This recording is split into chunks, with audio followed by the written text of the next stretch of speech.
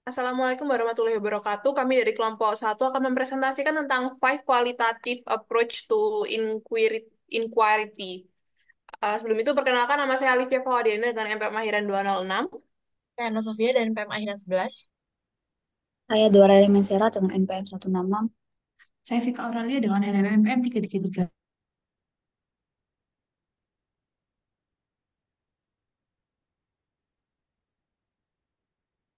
Baik, materi yang pertama ada tentang penelitian narasi, di mana definisi dan latar belakangnya adalah peneliti naratif memiliki banyak bentuk, menggunakan berbagai praktik analisis dan berakar pada berbagai disiplin ilmu sosial dan humaniora. Menurut Daitu dan Lightfoot pada 2004, narasi mungkin merupakan gejala yang sedang dipelajari seperti narasi penyakit, atau mungkin itu metode digunakan dalam sebuah penelitian seperti prosedur analisis cerita yang diceritakan menurut Chase pada tahun 2005, Klandinin dan Clonelly pada 2000, Pinegar dan Dines pada tahun 2007. Next. Nah, lalu ada ciri-ciri studi naratif di mana yang pertama itu ada peneliti naratif mengumpulkan cerita dari individu dan dokumen dan percakapan kelompok tentang pengalaman hidup yang diceritakan individu. Yang kedua ada cerita naratif menceritakan tentang individu pengalaman dan mereka mungkin menjelaskan identitas individu dan bagaimana mereka melihat diri mereka sendiri. Yang ketiga ada cerita naratif dikumpulkan melalui banyak berbagai bentuk data, seperti melalui wawancara yang mungkin merupakan bentuk utama pengumpulan data, tetapi juga merupakan observasi, dokumen, gambar, dan sumber data kualitatif lainnya. Yang keempat, ada cerita naratif yang sering didengar dan dibentuk oleh para peneliti menjadi sebuah kronologi, meskipun hal itu mungkin tidak diberitahu kepada mereka oleh peserta. Next. Selanjutnya ada yang kelima itu cerita naratif adalah analisis dapat dilakukan mengenai apa yang dikatakan secara tematis, sifat penceritaan struktural, atau kepada siapa cerita tersebut ditunjukkan menurut dialogis atau pertunjuk. Nah, yang ketujuh ada cerita naratif seringkali mengandung titik balik atau menurut Denzin pada tahun 89, atau ketegangan atau interupsi tertentu yang disorot oleh peneliti dalam penceritaan kisah. Yang terakhir itu ada cerita naratif terjadi dalam konteks tertentu, tempat atau situasi. Konteks menjadi penting bagi peneliti untuk menceritakan kisah di suatu tempat. Next. Lalu ada jenis-jenis narasi, di mana yang pertama itu studi biografi adalah suatu bentuk naratif di mana peneliti menulis dan mencatat pengalaman hidup orang lain. Autoetnografi ditulis dan direkam oleh individu yang menjadi subjek peneliti. Mendefinisikan autoetnografi sebagai gagasan tentang berbagai lapisan kesadaran diri yang rentan, diri yang koheren, mengkritik diri dalam konteks sosial, subversi wacana dominan, dan potensi yang menggugah. Yang ketiga, dari riwayat hidup menggambarkan seluruh kehidupan seseorang, sementara cerita pengalaman pribadi adalah studi naratif tentang pengalaman pribadi seseorang yang ditemukan dalam episode tunggal atau ganda, situasi pribadi atau cerita rakyat komunal. Yang keempat itu ada sebuah sejarah lisan yang dimana terdiri dari pengumpulan refleksi pribadi tentang peristiwa dan penyebab serta akibatnya dari satu individu atau beberapa individu. Next. Selanjutnya ada materi tentang prosedur pelaksanaan penelitian naratif. Yang pertama, itu menentukan apakah masalah atau pertanyaan peneliti paling sesuai dengan narasi. Peneliti naratif paling baik untuk menangkap cerita atau kehidupan secara rinci. Yang kedua, pilih satu atau lebih individu yang memiliki cerita atau pengalaman hidup yang menceritakan dan menghabiskan banyak waktu bersama mereka yang membuka cerita mereka melalui berbagai jenis informasi. Yang ketiga, mempertimbangkan bagaimana pengumpulan data dan catatannya dapat memiliki bentuk yang berbeda-beda. Next. Yang keempat itu ada para peneliti menempatkan cerita-cerita individu dalam pengalaman pribadi partisipan, seperti pekerjaan mereka, rumah mereka, dan juga budaya mereka atau ras atau etnis, dan lingkungan mereka. Konteks sejarah, waktu, dan tempat itu juga berpengaruh. Yang kelima itu ada menganalisis cerita partisipan. Peneliti dapat mengambil peran aktif dan mengembalikan cerita ke dalam kerangka yang masuk akal. Dan yang terakhir itu saat meneliti mengumpulkan cerita, mereka menegosiasikan hubungan, memperlancar transisi, dan menyediakan cara untuk menjadi berguna bagi partisipan. Next. Selanjutnya itu tantangan yang ada saat melakukan penelitian narasi, mengingat prosedur-prosedur yang tadi saya jelaskan dan karakteristik penelitian naratif merupakan pendekatan yang menentang untuk digunakan. Peneliti perlu mengumpulkan informasi yang luas tentang partisipan dan perlu memiliki pemahaman yang jelas tentang konteks kehidupan individu. Diperlukan kejelian untuk mengidentifikasi cerita-cerita tertentu dalam materi sumber yang mengumpulkan cerita untuk menangkap pengalaman individu. Next. Materi yang kedua itu adalah tentang penelitian fenomenologi. Nah, menurut definisi dan latar belakangnya adalah kalau misalkan kita lihat dari studi naratif yang tadi, itu melaporkan tentang kisah pengalaman satu individu atau beberapa individu. Sedangkan studi fenomenologis menggambarkan makna umum bagi beberapa individu dari mereka pengalaman hidup dari sebuah konsep atau fenomena. Para fenomenolog berfokus pada penggambaran kesamaan yang memiliki semua partisipan saat mereka mengalami sebuah fenomena. Contohnya, kesedihan yang dialami secara universal. Tujuan dasar fenomenologi adalah mereduksi pengalaman individu dengan sebuah fenomena menjadi deskripsi esensi universal. Yang bisa disingkat pemahaman tentang hakikat hal itu sendiri menurut Van Manhen pada tahun 90. Next.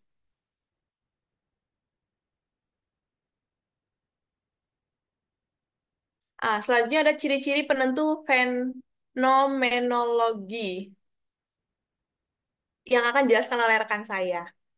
Baik, itu materi selanjutnya mengenai ciri-ciri penentu fenomenologi. Di sini terdapat beberapa ciri-cirinya. Yang pertama adalah penekanan pada gejala untuk dieksplorasi, diungkapkan dalam bentuk konsep atau ide seperti ide pendidikan tentang pertumbuhan profesional, konsep psikologis tentang emosi dan duka, atau ide kesehatan tentang hubungan lain-lain. Kemudian ada eksplorasi fenomena dengan sekelompok individu yang semuanya pernah mengalami fenomena tersebut atau fenomena yang dibahas, di mana dengan demikian teridentifikasilah kelompok heterogen yang jumlahnya dapat bervariasi di setiap fenomenanya. Kemudian ada diskusi filosofi tentang ide-ide dasar yang terlibat dalam melakukan fenomenologi. Hal ini bergantung pada hid- pengalaman hidup individu dan bagaimana mereka memiliki pengalaman subjektif tentang fenomena tersebut dan pengalaman objektif tentang sesuatu yang sama dengan orang lain yang sama mengalami fenomena yang sama. Kemudian ada peneliti mengidentifikasi pengalaman pribadi dengan fenomena tersebut dengan mengesampingkan sebagian sehingga dapat fokus pada pengalaman partisipan dalam penelitian. Kemudian ada pengumpulan data prosedur yang biasanya melibatkan wawancara dengan individu yang telah mengalami fenomena yang sedang diteliti. Tapi di sini eh, penelitian ini bersifat universal karena beberapa studi fenomenologis melibatkan berbagai sumber data seperti puisi, pengamatan, dan dokumen pendukung lainnya. Kemudian ada analisis data yang dapat mengikuti prosedur sistematis yang bergerak dari unit analisis yang sempit ke unit yang lebih luas. Kemudian yang terakhir ada fenomena yang diakhiri dengan bagian deskriptif yang membahas esensi atau pengalaman bagi individu yang menggabungkan apa yang sudah mereka alami. Next.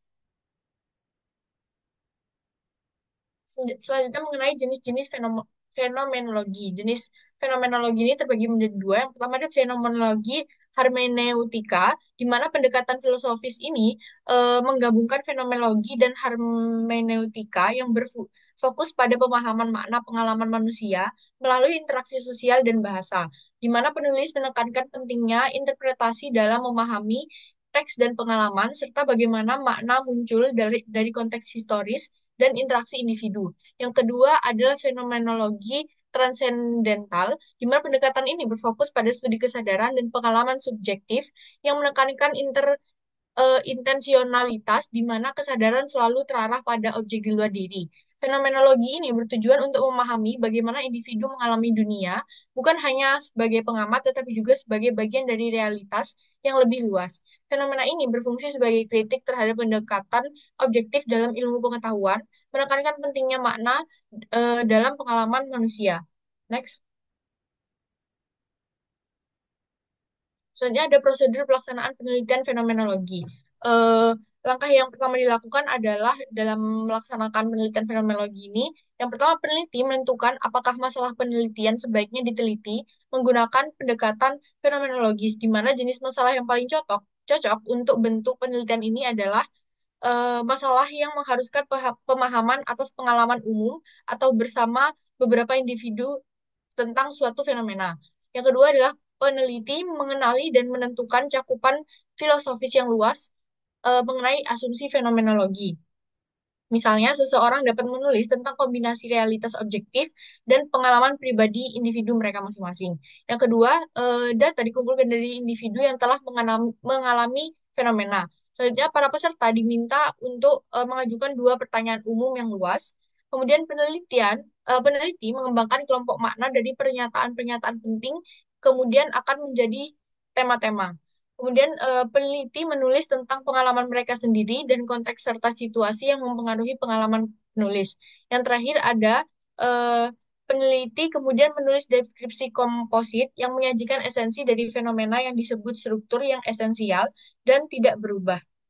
Bagian ini juga terutama berfokus pada pengalaman umum para peserta. Next.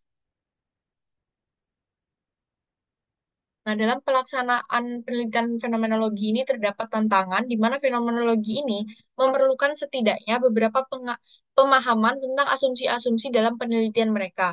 Di mana ide filosofis yang dimaksud merupakan konsep abstrak dan tidak mudah terlibat dalam penelitian fenomenologis tertulis. Selain itu, partisipan dalam penelitian harus dipilih dengan cermat agar menjadi individu yang semuanya telah mengalami fenomena tersebut yang mungkin sulit dilakukan mengingat topik penelitian.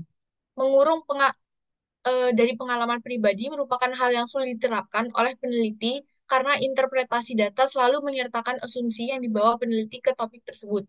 Dengan demikian, peneliti perlu memutuskan bagaimana dan dengan cara apa mereka harus memahami pribadinya masing-masing yang akan dimasukkan ke dalam penelitian tersebut. Next. Kemudian ada penelitian grounded theory, di mana definisi dan latar belakang dari penelitian ini bertujuan untuk memberikan gambaran yang lebih jelas tentang apa yang terjadi pada partisipan. Studi teori dasar ini bergerak melampaui deskripsi dan menghasilkan atau menemukan suatu teori. Semua partisipan dalam penelitian ini akan mengalami proses dan pengembangan teori yang dapat membantu menjelaskan praktik atau menyediakan kerangka kerja untuk penelitian lebih lanjut, di mana gagasan utamanya adalah pengembangan teori yang tidak muncul begitu saja, melainkan harus didasarkan terlebih dahulu pada data dari partisipan yang telah mengalami proses tersebut. Next. Kemudian ada ciri-ciri teori dasar. Nah, di sini ada beberapa karakteristik umum dari grounded teori yang dapat dimasukkan ke dalam studi penelitian. Yang pertama adalah peneliti fokus pada proses atau sebuah tindakan yang memiliki langkah atau fase berbeda yang terjadi seiring waktu. Dengan demikian, studi grounded ini memiliki gerakan atau beberapa tindakan yang ingin dijelaskan oleh peneliti yang suatu prosesnya mungkin berupa pengembangan proses.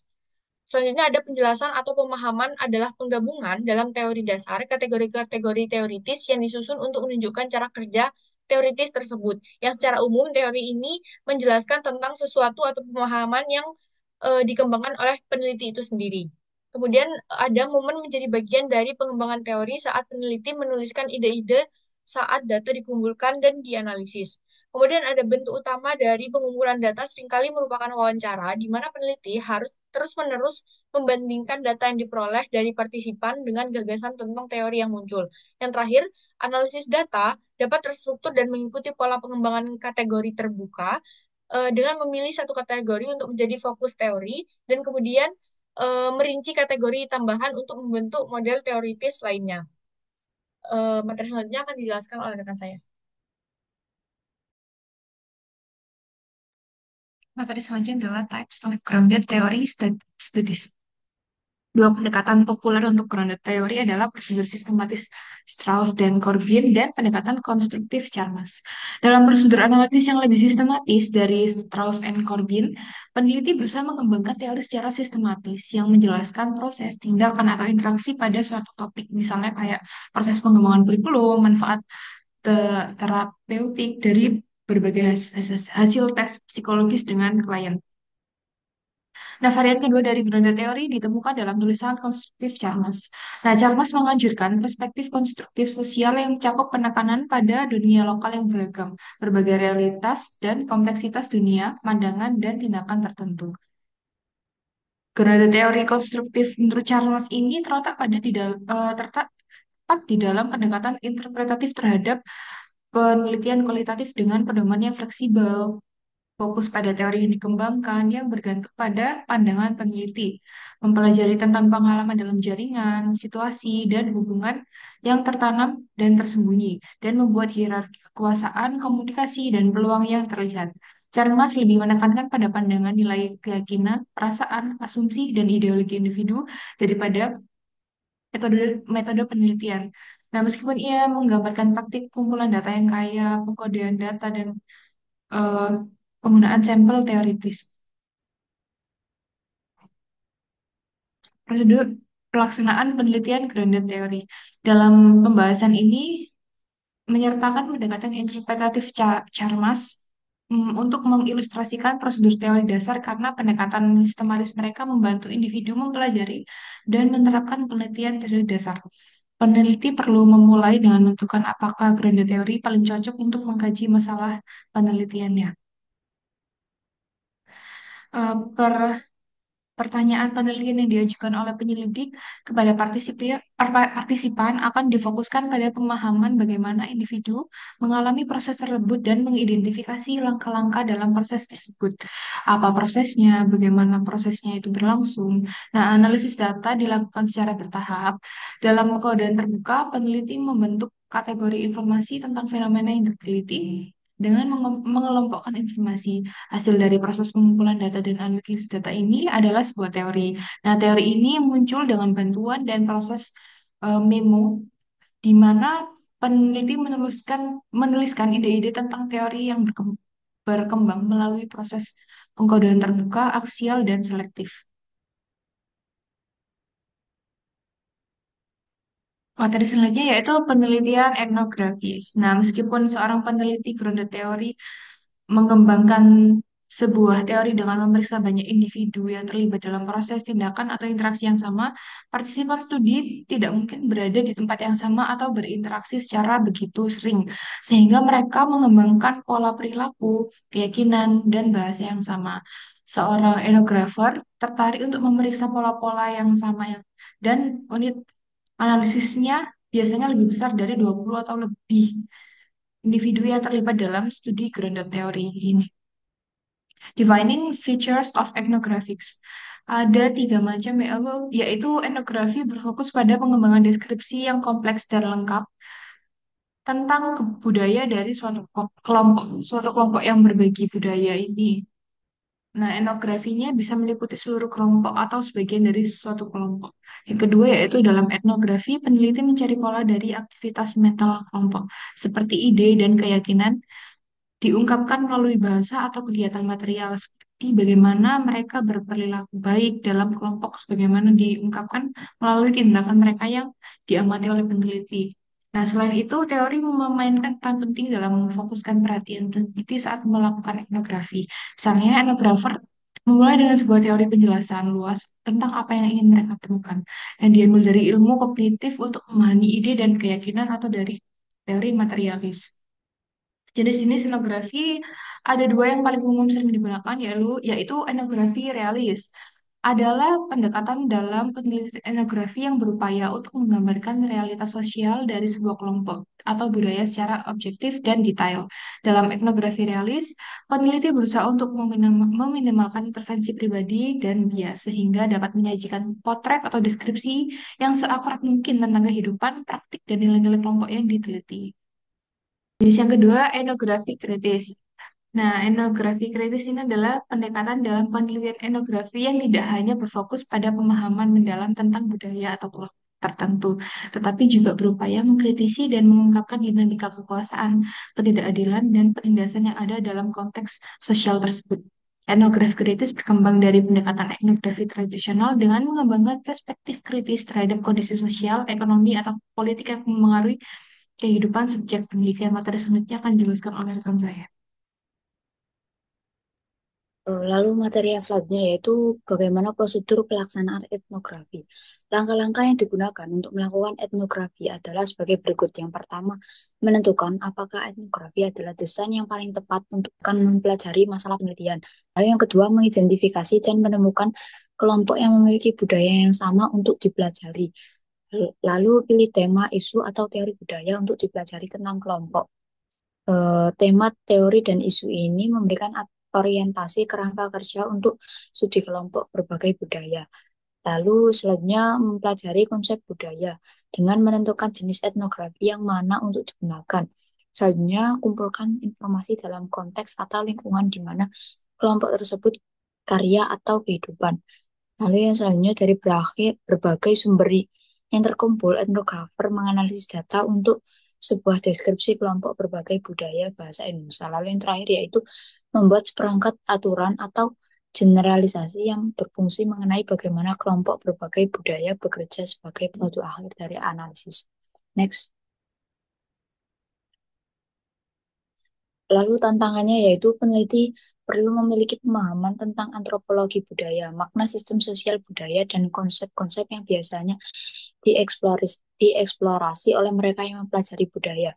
Waktu untuk mengumpulkan data sangat lama yang melibatkan waktu yang lama di lapangan. Dalam banyak etnografi, narasi ditulis dalam pendekatan sastra, suatu pendekatan yang dapat membatasi audiens untuk karya tersebut dan mungkin menantang bagi penulis yang terbiasa dengan pendekatan tradisional untuk penulisan ilmiah. Kepekaan terhadap kebutuhan individu yang sedang dipelajari sangat penting, dan peneliti harus mengakses dan melaporkan dampaknya dalam melakukan penelitian pada orang-orang dan tempat-tempat yang sedang dieksplorasi. Next. Lalu materi selanjutnya yaitu studi kasus penelitian. Jenis desain dalam penelitian kualitatif yang dapat menjadi objek studi serta produk dari penyelidikan. Penelitian studi kasus adalah pendekatan kualitatif di mana penyelidik mengeksplorasi sistem yang dibatasi dalam kehidupan nyata dan kontemporer atau beberapa sistem terbatas dari waktu ke waktu melalui pengumpulan data yang terperinci dan mendalam yang melibatkan berbagai sumber informasi, misalnya observasi, wawancara, materi audiovisual dan dokumen, dan laporan deskripsi kasus dan tema kasus. Next. Lalu selanjutnya yaitu ada beberapa jenis studi kasus. Yang pertama, studi kasus intrinsik. Studi kasus ini berfokus pada kasus itu sendiri. Hal ini menyerupai fokus penelitian naratif, tetapi prosedur analitik studi kasus berupa deskripsi terperinci tentang kasus tersebut. Lalu yang selanjutnya yaitu studi kasus instrumental. Peneliti berfokus pada suatu isu atau perhatian dan kemudian memilih satu kasus terbatas untuk menggambarkan isu tersebut. Lalu yang terakhir ada studi kasus kolektif. Satu isu atau perhatian dipilih lagi, tetapi penyelidik memilih beberapa studi kasus untuk mengilustrasikan isu tersebut. Next. Lalu yang selanjutnya bagaimana prosedur pelaksanaan studi kasus? Yang pertama, peneliti menentukan apakah pendekatan studi kasus tepat untuk mempelajari masalah penelitian. Lalu yang selanjutnya, peneliti perlu mengidentifikasi kasus atau kasus-kasus mereka. Kasus ini dapat melibatkan seorang individu. Lalu yang ketiga, pengumpulan data dalam penelitian studi kasus biasanya luas, memanfaatkan berbagai sumber informasi seperti observasi, wawancara, dokumen, dan materi audio visual. Lalu yang keempat, jenis analisis data ini bisa berupa analisis holistik dari seluruh kasus atau analisis tertanam aspek tertentu dari kasus tersebut. Lalu yang terakhir pada tahap interpretatif akhir, peneliti melaporkan maknanya dari kasus tersebut, baik makna tersebut berasal dari pembelajaran tentang pokok bahasan kasus atau pembelajaran tentang situasi yang tidak biasa. Next. Lalu yang selanjutnya tantangannya yaitu salah satu tantangan yang melekat dalam pengembangan studi kasus kualitatif adalah peneliti harus mengidentifikasi kasus tersebut. Kasus yang dipilih dapat memiliki cakupan yang luas atau cakupan yang sempit. Peneliti studi kasus harus memutuskan sistem terbatas mana yang akan dipelajari dengan menyadari bahwa beberapa kasus mungkin menjadi kandidat yang memungkinkan untuk pemilihan ini dan menyadari bahwa baik kasus itu sendiri maupun suatu isu yang mana satu atau beberapa kasus dipilih untuk diilustrasikan layak untuk dipelajari. Peneliti harus mempertimbangkan apakah akan mempelajari satu kasus atau beberapa kasus. Studi lebih dari satu kasus mengajarkan analisis keseluruhan. Semakin banyak kasus yang dipelajari, maka semakin sedikit kedalaman dalam setiap kasus tunggal. Next. Sekian presentasi dari kelompok kami. Kurang lebihnya mohon maaf. Wassalamualaikum warahmatullahi wabarakatuh.